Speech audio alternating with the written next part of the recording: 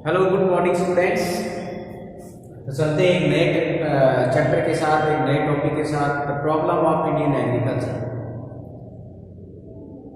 Indian agriculture जो है काफ़ी सारी प्रॉब्लम से ग्रसित है और आप कह सकते हैं कि Indian agriculture faced many type of problems. So let's discuss one by one this problem and try to sort out also this problems. कौन कौन सी मुख्य समस्याएं हैं और इन समस्याओं को कैसे हम दूर कर सकते हैं। तो हम आज बात करते हैं कि भारतीय कृषि की कौन कौन सी समस्याएं हैं। एग्जामिनेशन पॉइंट ऑफ व्यू से भी एक बहुत बड़ा ये क्वेश्चन है, इंपॉर्टेंट क्वेश्चन है, कई बार पूछा गया है। प्रॉब्लम ऑफ इंडियन एग्रीकल्चर, भारतीय कृषि की समस्याएं। So let's discuss one by one these problems. So सबसे पहले है small and fragmented land holding size.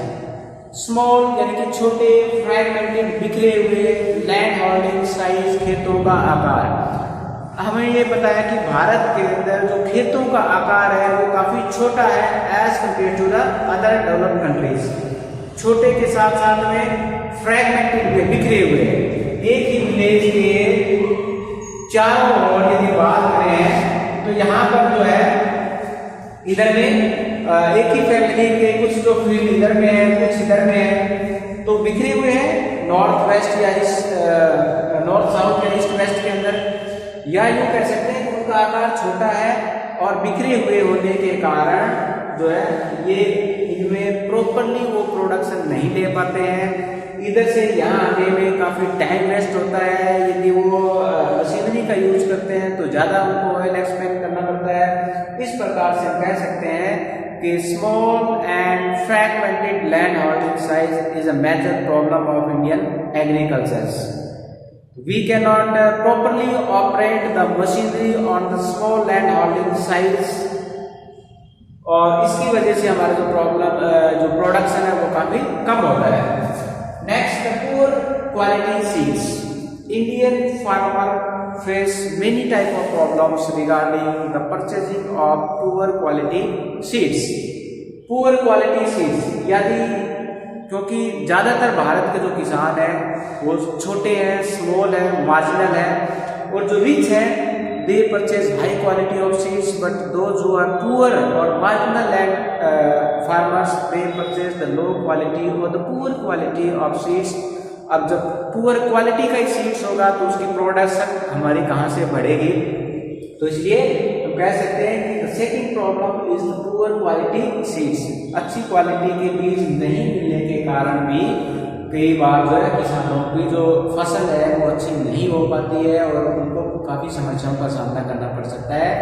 कुछ एक राज्यों की बात करें जहाँ पर ग्रीन रेगुलेशन इम्प्लीमेंट हुआ है प्रॉपरली, वहाँ पर तो अच्छी क्वालिटी के हाई वैरायटी सीड्स मिल जाते हैं, लेकिन बाकी राज्यों के अंदर या बाकी पार्ट्स के अंदर उन सीड्स की कमी पाई जाती है जिसकी वजह से प्रोडक्शन काफी कम होता है। The next one, इनएडिक्वेट irrigation. Irrigation is the main tool, so main input for the increase of the production of agriculture. कृषि के उत्पाद को बढ़ाने के लिए जो सिंचाई है वो एक महत्वपूर्ण संसाधन है, साधन है, लेकिन इनएडिक्वेट अपर्याप्त सिंचाई की वजह से फसलों का उत्पादन या उनका प्रोडक्शन नहीं बढ़ सकता, क्योंकि भारत के अंदर जो भी किसान है, अधिकतर जो हमारी कृषि व्यवस्था है, एग्रीकल्चर जो सिस्टम है, they depend on erratic monsoon. Monsoon यदि टाइमली आता है तभी फसल अच्छी होती है, अदरवाइज हमारे पास इरिगेशन की प्रॉपर फैसिलिटी नहीं होने की वजह से फसलों का जो उत्पादन है वो काफी कम है। तो this is also another one problem of the Indian agriculture, that is the inadequate irrigation. The next problem is the lack of mechanisation. The lack of mechanisation, lack of mechanisation, machinery की कमी। Machinery की कमी यानी कि बगैर मशीनों के यदि बात करते हैं कि मशीनों की कमी की वजह से यदि मशीनरी की बात करते हैं तो भारतीय किसानों के पास में कुछ एक किसान को यदि हम छोड़ दें या कुछ एक राज्यों को छोड़ दें, हरियाणा, पंजाब, वेस्टर्न उत्तर प्रदेश को छोड़ते हैं, तो बाकी जो इंडिया के अंदर जो किसान हैं उनके पास में प्रॉपर मशीनरी नहीं है। और बगैर मशीनों के या बगैर टूल्स के, यदि बगैर साइंटिफिक टूल से आप ये एग्रीकल्चर करते हैं तो उनका जो प्रोडक्शन हमेशा ही लो होता है। तो लैक ऑफ मैकेनाइजेशन, यदि मशीनरी की जो कमी है या उनकी असुविधा की यदि बात करते हैं दूसरे देशों के मुकाबले, यदि हम जापान, चाइना और अमेरिका की बात करते हैं, वहाँ पर हर एक काम मशीनों से किया जाता है, चाहे वो बीज की बुआई से लेकर वो कटाई तक, और उसके बाद में फिर हार्वेस्टिंग, थ्रेशिंग, वीडिंग, सब सिस्टम जो है वो मशीनों के द्वारा किया जाता है। लेकिन इंडिया के अंदर जो है अभी तक इतनी मशीनरी का यूज नहीं हुआ है हमारे एग्रीकल्चर सिस्टम के अंदर, जिसकी वजह से यहाँ का प्रोडक्शन लो है।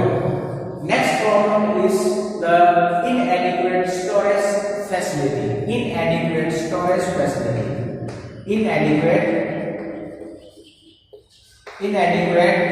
Storage facility, storage facility. जब तक हमारे पास में स्टोरेज फैसिलिटी नहीं होगी, कृषि के उत्पादन का जो भंडारण की सुविधा नहीं होगी, तो हर साल हमारे पास हजारों और लाखों की संख्या के अंदर जो किलोग्राम्स के अंदर हम बात करें तो उसमें क्या है कि बहुत सारा जो सीड्स है वो स्पॉइल होता है। इसके साथ साथ में एग्रीकल्चर के जो प्रोडक्शन जो टन्स के अंदर है वो स्पॉइल होता है। किसानों के पास में प्रॉपर जो स्टोरेज फैसिलिटी ना होने की वजह से they sells their production at very low price. जैसे हार्वेस्टिंग का टाइम आता है तो उस टाइम में जो प्रोडक्शन का जो क्रॉप्स का जो प्राइस होता है दैट इज लो, तो उसी टाइम उनको सेल करना होता है। यदि उनके पास में प्रॉपर स्टोरेज फैसिलिटी होती तो वो उस चीज़ को स्टोर करते, और जब उनका रेट जब इंक्रीज होता तो they can sell their product in the market और anywhere in India. So this is also a major problem of Indian agriculture. That is next problem is the agriculture marketing. Agricultural marketing.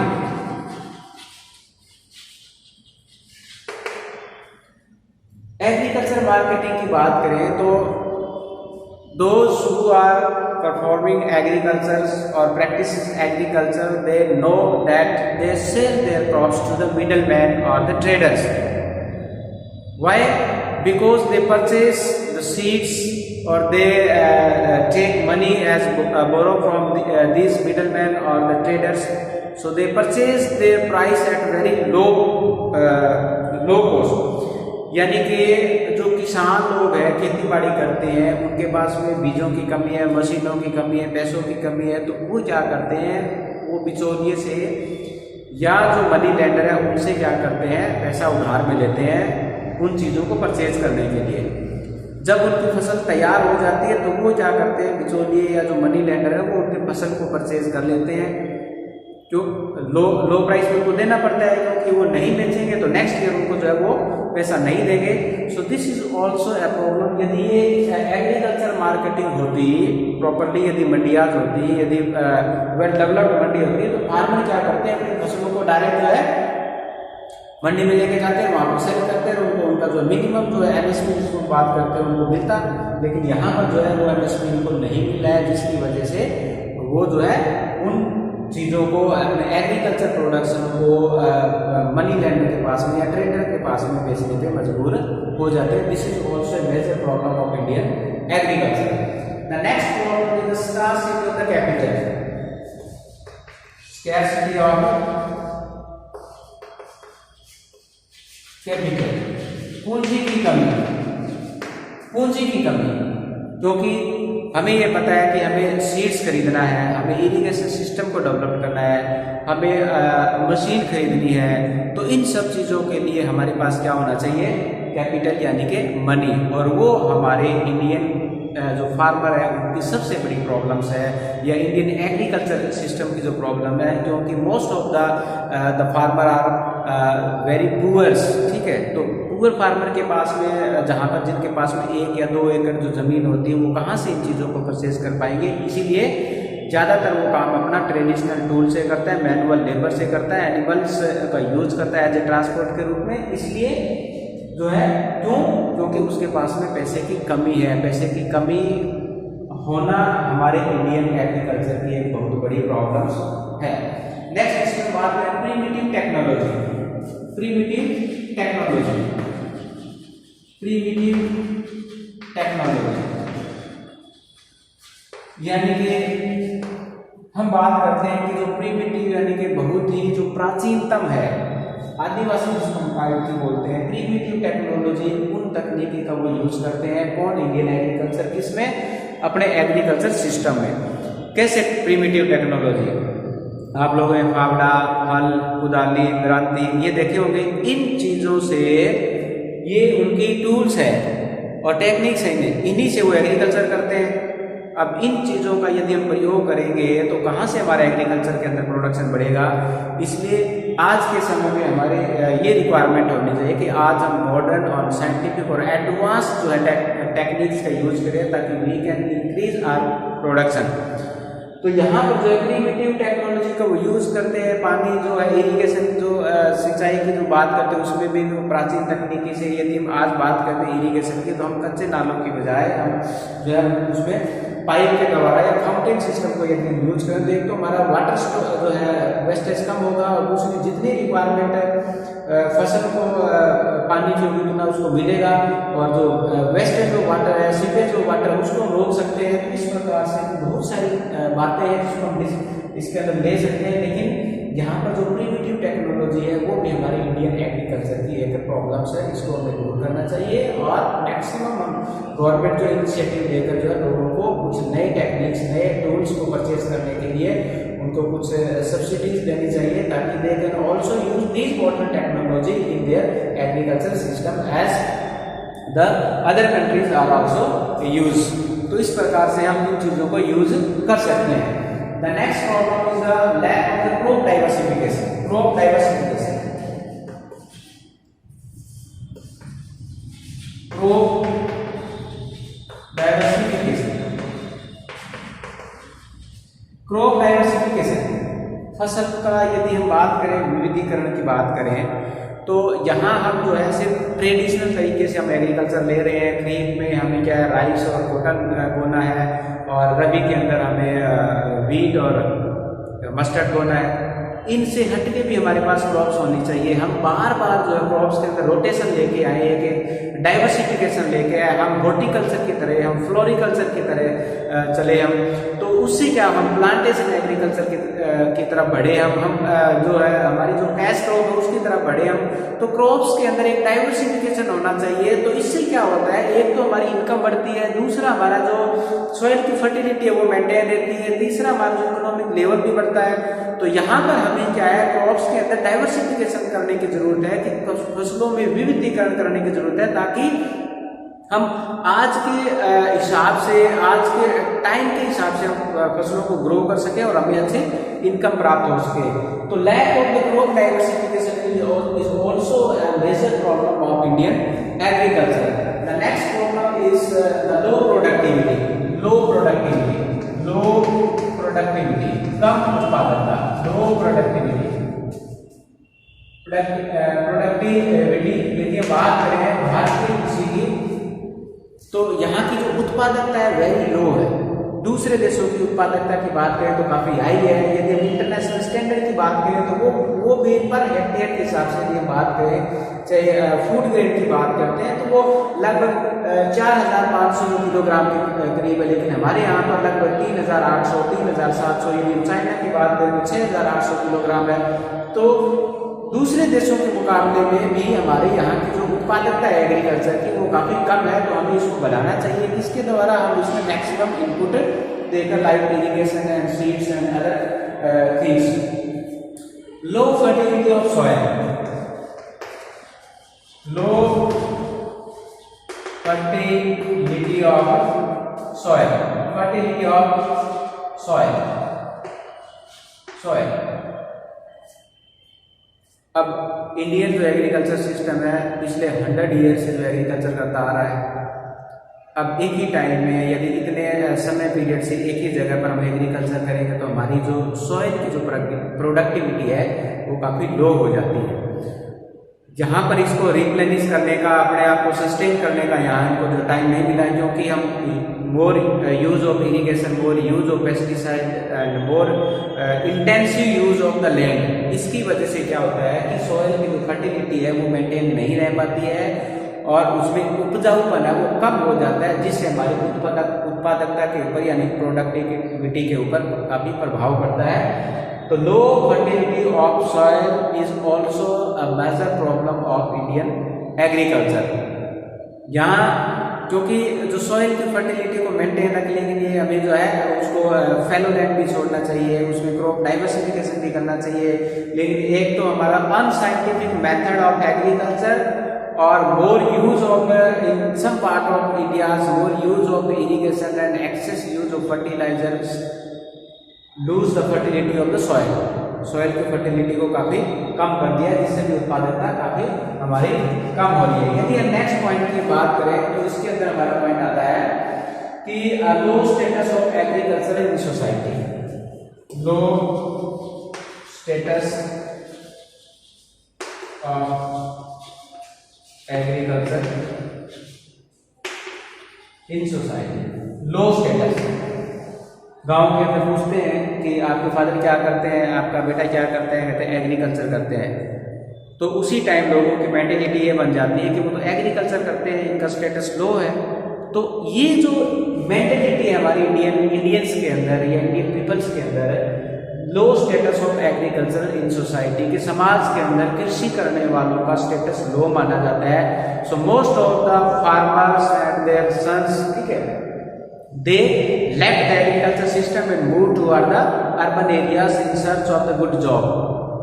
अच्छी जो है नौकरी के चक्कर में उन्होंने agriculture system को ड्रॉप कर दिया है और सिटी के अंदर रहने लगे और वहाँ पर स्लम्स के अंदर और बहुत सारी प्रॉब्लम्स क्रिएट होती है। तो ये जो लो स्टेटस है यानी कि हमारा जो सोसाइटी के अंदर कृषि करने वालों का जो स्तर की यदि बात करें, उनका स्टेटस की बात करें तो उसको लो माना जाता है। ये भी हमारी इंडियन एग्रीकल्चर की प्रॉब्लम्स है।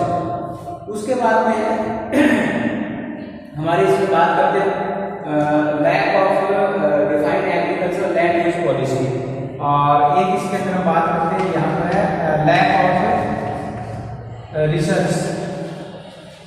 Research in agriculture. हमारे यहाँ पर जो है यदि बात करें कि लैक ऑफ रिसर्च की बात करते हैं तो यहाँ पर क्या है कि इंडियन जो पार्टीशन के बाद में, इंडिपेंडेंट के बाद जो है फर्स्ट 5 ईयर्स प्लान के अंदर एग्रीकल्चर के जो काफ़ी इम्पोर्टेंस दी गई, लेकिन बाद में धीरे धीरे आने वाले टाइम में फिर दूसरी जो हम बात करें कि इंडस्ट्री है, अदर सेक्टर को इम्पोर्टेंस दिया जाने लगा, जिसके कारण क्या है एग्रीकल्चर के अंदर रिसर्च की या उन चीज़ों की कमी हो गई। और आज हम बहुत सारी प्रॉब्लम्स जो इंडियन एग्रीकल्चर की स्टडी करें वो हमारे सामने इसी वजह से है क्योंकि हम प्रॉपरली उसके अंदर रिसर्च नहीं कर पाए, या अभी भी हमारे पास में टाइम है कि हम अभी भी यदि एग्रीकल्चर के अंदर और रिसर्च करें कि आने वाले टाइम में किस प्रकार की प्रॉब्लम हो सकती है, हम कैसे उसको दूर कर सकते हैं, इस प्रकार के रिसर्च या ऐसे मतलब ड्राई फार्मिंग है या वेट फार्मिंग है या उस और हम किस तरह से मतलब इसके अंदर कुछ इनोवेटिव आइडियाज़ के द्वारा रिसर्च कर सकते हैं, वो आज हमारी इसके अंदर काफ़ी ज़रूरत है। यदि ये चीज़ें हमारी हो जाती हैं तो हम बहुत सी जो है इंडियन एग्रीकल्चर की जो प्रॉब्लम्स हैं उनको सॉर्ट आउट कर सकते हैं, उसको दूर कर सकते हैं और उसमें काफ़ी कमी ला सकते हैं। एक प्रॉब्लम है इसमें सॉइल इरोजन एंड डिग्रेडेशन, ये भी काफ़ी एक बड़ी प्रॉब्लम्स है। डिग्रेडेशन, सॉइल इरोजन और डिग्रेडेशन की यदि बात करें